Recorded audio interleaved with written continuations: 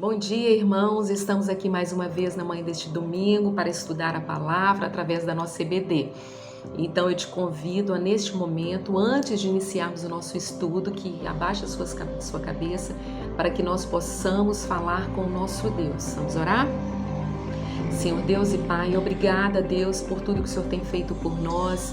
Louvado, engrandecido seja o teu nome, ó Deus, porque o Senhor é bom, porque a sua misericórdia dura para sempre e porque o Senhor tem cuidado de nós. Quantos livramentos temos recebidos, ó Deus, do Senhor, isso é motivo de louvor e de gratidão. Eu louvo ao Senhor por isso. Muito obrigada, Pai.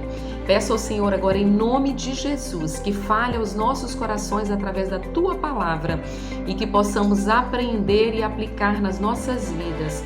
Peço ao Senhor, ó Deus, perdão para os meus pecados cometidos diante do Senhor. É o que eu oro ao Senhor e te agradeço em nome de Jesus. Amém. Irmãos, o tema da nossa lição de hoje é Maria, uma oração de louvor. E o texto ele se encontra em Lucas, capítulo 1. Vocês quiserem podem abrir a Bíblia de vocês, né? Lucas, capítulo 1, dos versículos 46 ao 55. Então são esses, né? Esse é o texto que vai falar sobre o cântico de Maria.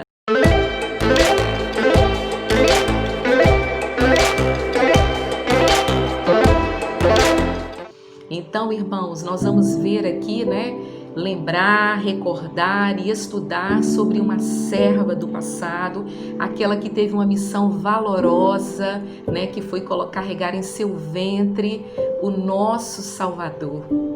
Que missão grandiosa, né? Somente uma grande mulher, uma mulher espiritual, como nós podemos ver através da palavra, que ela era provavelmente uma pessoa, né, uma moça muito espiritual, né, uma pessoa humilde, e nós encontramos isso um texto um pouco antes, né, que nos comprova quando as primeiras palavras, né, do anjo Gabriel, ao chamá-la então de muito favorecida. Então, um pouquinho antes em Lucas, aí no capítulo 1, mas no versículo 28, vai dizer o seguinte: entrando o anjo aonde ela estava, disse: alegra-te, muito favorecida, o Senhor é contigo.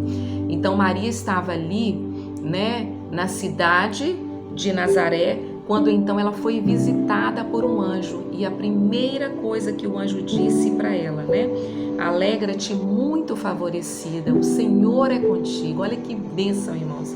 E aí mais à frente o anjo disse ainda para Maria: Maria, não temas, porque achaste graça aos olhos de Deus. Então isso aí nos comprova que ela era uma serva, né? Uma pessoa realmente com uma vida espiritual, alguém que foi ali naquele momento separada por Deus para então ter essa graça, né? Esse momento maravilhoso, né? Esse tempo grandioso que é de realmente ter no ventre dela, né, o nosso Salvador, aquele que viria para salvar a humanidade. E interessante notarmos que Maria, ela teve uma reação um pouco diferente, né, de Zacarias, por exemplo, que nós vimos até na lição passada, né, foi sobre a lição de Zacarias, né, a oração dele de gratidão. Mas o que acontece? Quando o anjo da mesma forma apareceu para Zacarias para dizer a ele que ele seria, né, pai, né, que Isabel então, depois de tanto tempo, né, de idade, ela seria então mãe, conceberia, né, e daria à luz um filho. A primeira pergunta de Zacarias que nós ele falou: como saberei isso? Então assim, dá a impressão para a gente que ele duvidou, né? Mas como assim, né?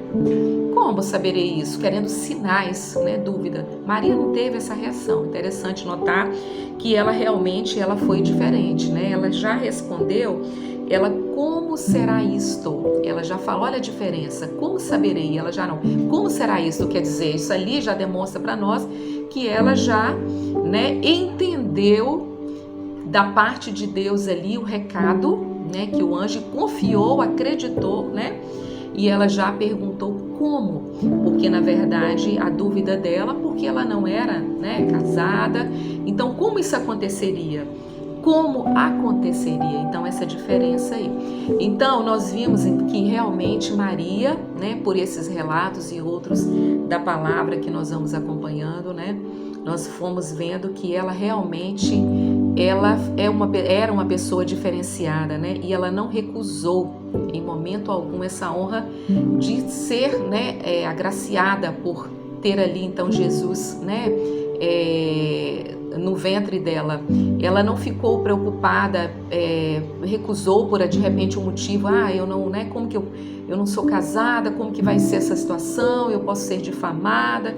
Não, a atitude dela foi quando Deus trouxe para Maria esse recado através do anjo, ela aceitou, se sentiu ali de maneira, se colocou à disposição do Senhor, e a resposta de Maria foi o seguinte: aqui está a serva do Senhor. Então aqui nós aprendemos então, né, sobre a vida dessa serva do Senhor, né, uma pessoa realmente diferenciada, né, em um tempo, né, da humanidade, né? Nós podemos aprender isso com Maria. E aí o cântico de Maria então vem, né, para demonstrar para a gente como que foi depois essa reação de Maria. Porque após Maria receber essa notícia do anjo, ela foi visitar a prima dela, Isabel, né, a esposa de Zacarias, que nós vimos na lição passada. Ela foi visitar então, e quando ela chegou lá, Isabel a recebeu, dizendo para ela: bendita és tu entre as mulheres. Isabel naquele momento ficou, né, muito feliz com a visita, e imediatamente o Espírito Santo de Deus falou o coração de Isabel. Isabel então falou para Maria: olha, bendita és tu entre as mulheres, né? E bendito o fruto do teu ventre. A palavra diz que naquele momento o bebê que estava no ventre de Isabel, que nós sabemos que era João Batista, né? Ele se estremeceu também, porque ele sentiu, né, ali no ventre aquela criança, né, que algo, né, quem estava diante dele ali, olha que alegria, irmãos. Então, e aí a resposta de Maria foi algo assim maravilhoso, que entra no texto da nossa lição, que vem então Lucas capítulo 1 de 46, a partir dos versículos 46. Maria então responde para Isabel: olha, Maria diz: a minha alma engrandece ao Senhor, o meu espírito se alegra em Deus, o meu Salvador, porque contemplou na humildade da sua serva, pois desde agora todas as gerações me considerarão bem-aventurada, porque o poderoso me fez grandes coisas, santo é o seu nome. Olha, irmãos, que reação maravilhosa, como nós aprendemos aí nessa reação de Maria. E esse cântico aí, né, ele é visto como, na verdade, é chamado de cântico, né, uma oração que Maria fez. Ele é conhecido também como Magnificar de Maria, né? A tradução de magnificar significa engrandece, né?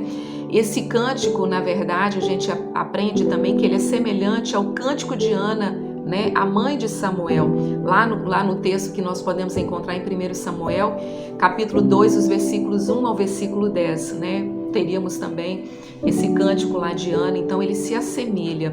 Mas então nós vimos aqui o que nós aprendemos de imediato, então, com esse estudo, né? Essa oração que Maria fez ali naquele momento. A primeira coisa, nós vimos Maria adorando a Deus. Ela disse: a minha alma engrandece ao Senhor. Quer dizer, engrandecer no dicionário, você vai ver que é muito, é louvar, é exaltar, sabe? Então ela diz ali naquele momento: a minha alma engrandece ao Senhor. Então a primeira coisa, um espírito de adoração, adorando a Deus, sabe? E ela então naquele momento foi a reação de Maria, né? A minha alma engrandece ao Senhor. E aí ela diz mais, ela reconhece: olha, e o meu espírito se alegrou em Deus, o meu Salvador. Então Maria naquele momento ali, ela não se colocou com uma outra atitude que não uma atitude de humildade diante de Deus. porque ela disse o seguinte, olha, porque contemplou na humildade da sua serva.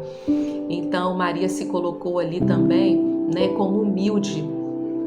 Ela diz o seguinte, o Salvador, então ela era alguém carente também, né, do perdão dos seus pecados, né? Então ela se coloca nessa condição, reconhecendo a santidade de Deus e se reconhecendo como pecadora ali. Então diz que Jesus é o Salvador. Então ela vai e fala, porque contemplou, aí ela fala, desculpem, e o meu espírito se alegrou em Deus, o meu Salvador. E aí ela continua, porque contemplou na humildade da sua serva, pois desde agora, então nós vimos também aí Maria reconhecendo, né, se colocando numa posição de humildade, né? Então ela fala, ela até nos faz lembrar daquele texto em Marcos, em capítulo 10, de 43 a 44, que diz assim, quem quiser tornar-se grande entre vós, será esse o que vos sirva, e quem quiser ser o primeiro entre vós será servo de todos. Então Maria, que naquele momento ela está reconhecendo a sua posição humilde, né? Ela apenas uma humilde serva. Então ela está neste momento também nos ensinando isso. Então nós aprendemos algumas questões em relação a essa oração de Maria, né? Adorar a Deus, né? Engrandecer aquele que é digno de louvor e de honra, reconhecer a santidade de Deus, né? Que Ele é santo e que nós carecemos da sua misericórdia, né? Nós carecemos do perdão, né? Porque Ele é santo, nós carecemos do perdão dos nossos pecados. Então nós vimos isso aí, aprendemos isso com Maria e reconhecemos também e aprendemos também com Maria a questão da humildade quando ela se dirige ao Senhor dizendo, né? Eis aqui, né? Essa humilde serva, porque contemplou. E nós vimos ali Maria finalizando dizendo, porque o poderoso me fez grandes coisas, santo é o seu nome. Então ela mais uma vez ali, né, reconhecendo a santidade de Deus. Nós vimos então nessa oração de Maria, nesses primeiros versículos, né, o reconhecimento de Maria acima de tudo, né, da graça salvadora de Jesus Cristo ali na vida dela, e nós podemos então, isso estende-se a nós, né? Então que nós possamos já com esses primeiros, né, pontos aí desta lição, entendermos e nos colocarmos assim diante do Senhor, né? Diante do Senhor, reconhecendo a soberania dele sobre as nossas vidas, engrandecendo e nos colocando nessa posição de humildade, de servos dispostos a aprender com o Senhor, assim como Maria se colocou ali diante de Deus naquele momento. Que Deus continue nos abençoando, né, nos demais pontos desta lição, mas eu já deixo aqui com os irmãos, né, para que então possamos meditar nisso e que o Espírito Santo de Deus continue falando aos nossos corações. Quanta coisa, né, dentro, né, desse texto, né, dessa palavra de Maria, né, da oração de Maria. E a gente dando continuidade aqui à nossa lição, a gente vai continuar fazendo a leitura em Lucas 1, 51, 52 e 53. Agiu com seu braço valorosamente, dispersou os que no coração alimentavam pensamentos soberbos, derribou de seu trono os poderosos e exaltou os humildes, encheu de bens os famintos e despediu vazios os ricos. O segundo tópico da lição fala as declarações de Maria. Quando a gente pensa assim na oração de Maria, né, de louvor, de reconhecer a santidade de Deus, de adorar ao Senhor, mas a gente vai perceber também que ela está declarando e ela está afirmando muitas coisas aí na sua oração, né, nessa postura que ela teve, né, de aceitar essa missão, aceitar essa dádiva, esse presente que o Senhor Deus deu para ela. Nesse texto de Lucas, né, a nossa lição ela divide em 3 tópicos, que dentro da oração de Maria a gente pode abordar uma revolução moral, uma revolução social e uma revolução econômica. E a gente pode pensar assim, como assim, revolução? E a gente está falando de uma época, né, há muitos anos atrás, né, centenas, né, milhares de anos atrás, e a gente vai pensar como que, mais uma vez, a gente percebe como a Bíblia ela é tão atual, como a palavra do Senhor, ela pode ser aplicada, né, até os nossos dias, né, na nossa vida constantemente. Como assim revolução moral? O que os judeus esperavam, né, os saduceus, os fariseus, o que eles estavam querendo? A gente sabe que os judeus estavam esperando um libertador, alguém que viesse livrá-los, né, da opressão de Roma, né, uma libertação política, dessa soberania, dessa tirania, né, que os romanos exerciam sobre eles. E eles achavam que que o Messias, né, ele viria como Moisés, né, para libertar o povo disso aí. Mas só que Jesus, ele vem com uma outra proposta. Jesus, ele vem para libertar o que? O nosso espírito. Ele vem para colocar o seguinte, que o que nós, né, precisamos mudar realmente na nossa vida, o que a gente tem que abrir mão, que tem que deixar para trás, é muito maior do que essas questões políticas, sociais, econômicas que a gente vê por aí.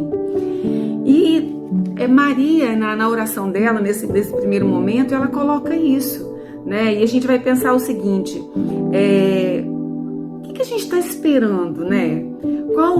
Será que nós não estamos tendo a mesma postura dos judeus naquela época? O que nós estamos esperando hoje? Nós esperamos que Deus nos atenda, que Deus nos ajude. Em quê? Né? Numa libertação política, nós estamos vivendo, né, sempre questões políticas, né, questionamentos, partido aqui, o presidente, o governo, o partido, e a gente sempre na esperança, vai vir um político melhor, vai vir ele é cristão e tal, e a gente tem expectativas, né, cria essas expectativas em relação à nossa vida social, à nossa vida econômica, para que a gente tenha uma condição de vida melhor, né, e a gente sempre tem a tendência a pensar primeiro nas nossas necessidades físicas e materiais. Mas quando a gente percebe a palavra de Maria ali, a gente tem que pensar o seguinte, Jesus, ele quer atender e suprir uma necessidade muito maior e muito mais importante do que as nossas necessidades físicas, econômicas, materiais, né? Ele quer que a gente se liberte, ele quer suprir as nossas necessidades espirituais.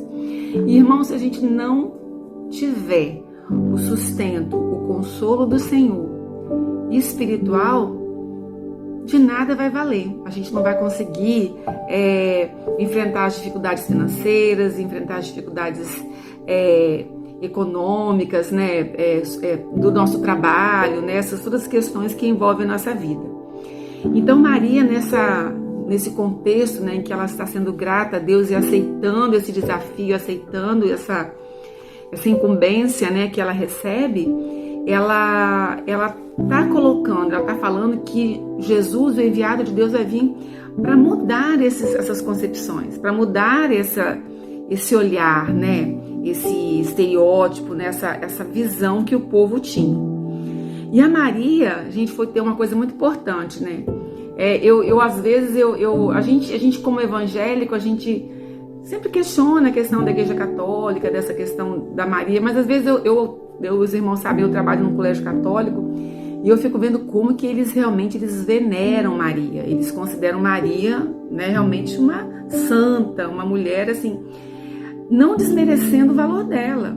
Mas por que ela foi escolhida, irmãos? Será que o Senhor escolheria nós agora, mulheres? Será que o Senhor Deus poderia nos escolher?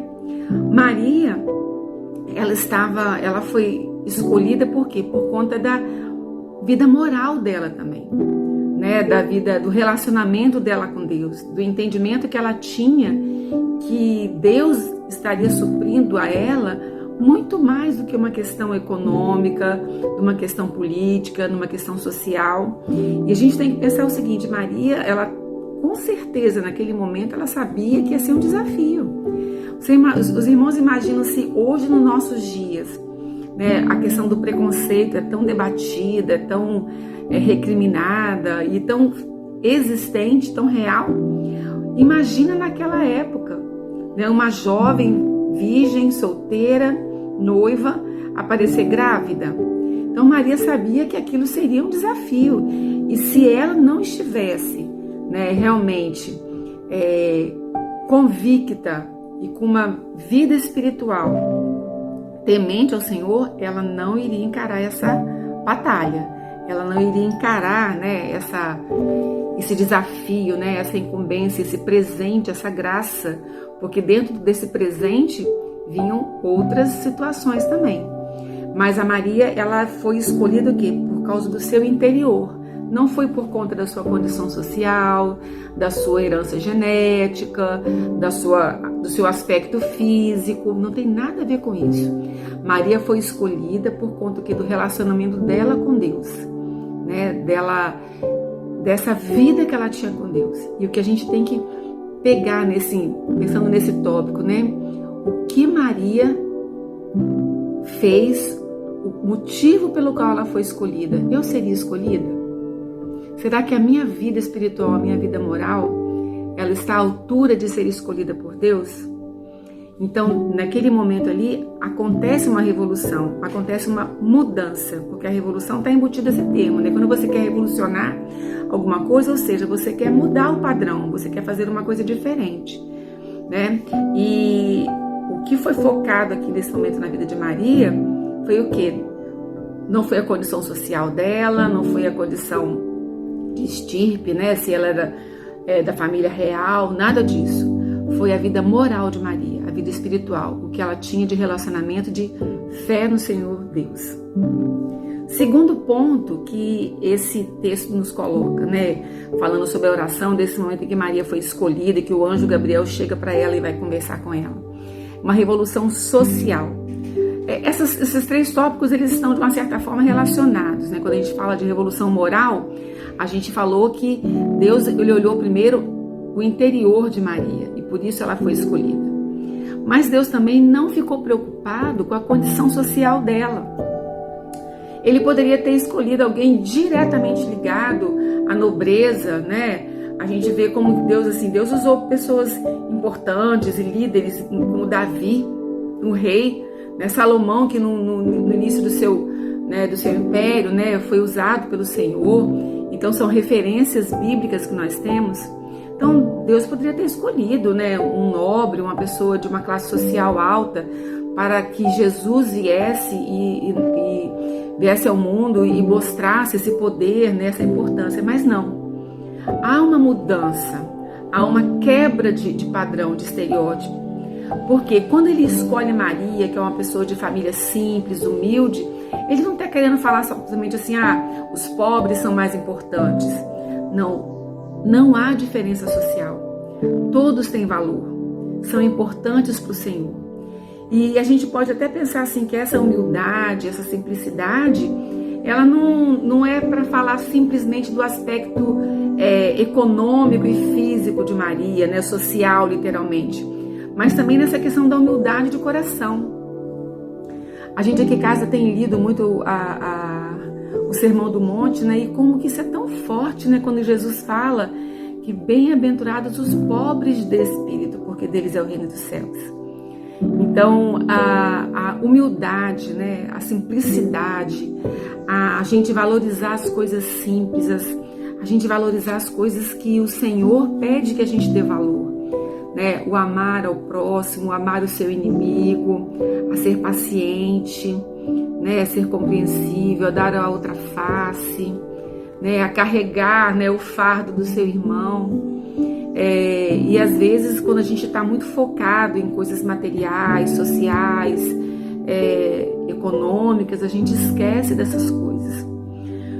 Deus, quando escolhe Maria, ele quis mudar essa concepção e mostrar pra gente que todos são importantes, todos têm um valor independente, tá? Da sua condição social, do seu status, da roupa que você veste, porque o que mais importa pro Senhor Deus é o nosso coração, é o nosso interior.